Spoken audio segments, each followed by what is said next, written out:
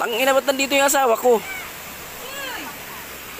Kararating ko lang, nandito na siya. Oy, sino kasama mo? Ba't nandito ka? Kararating ko lang, nandito ka na?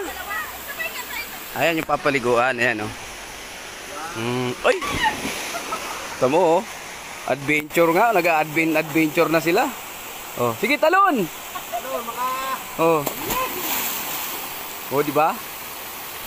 Maganda rin dito, mga boss. Saka mo. Shout out! Boss, sarado yung Agos kaya dito kami pupunta. Yan, Gigos Adventure Oasis. Try namin kung maganda, mga boss, ha. Tara, punta natin. Tindahan din dito sa bungad, eh.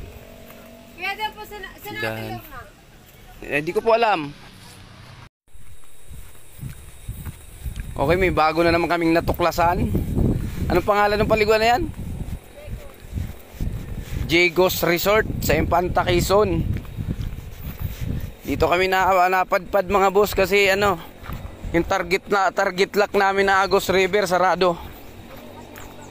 Sarado yung target lock namin.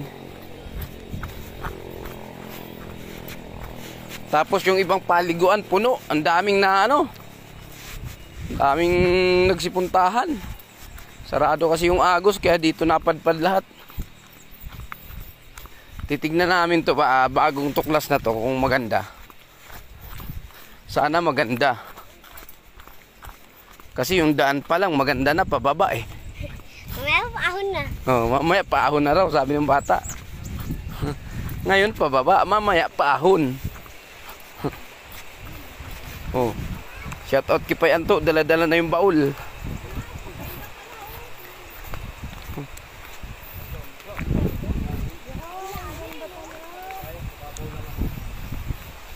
Uy, natatanaw na namin, oh. Sabi nila maganda daw.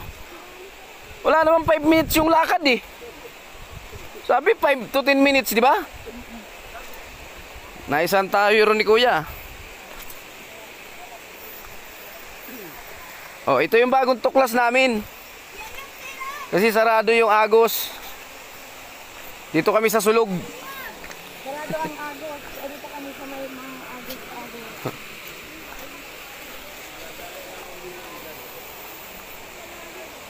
Yun lang, wala na atang bakanting cottage.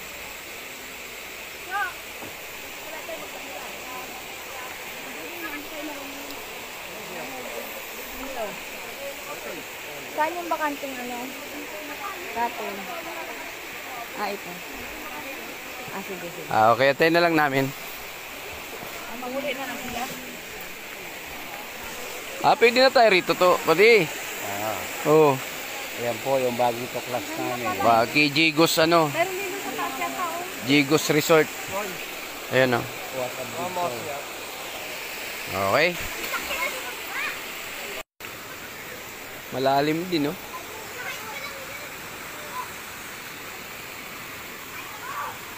Nirenovate din talaga ni tatay para maging paliguan.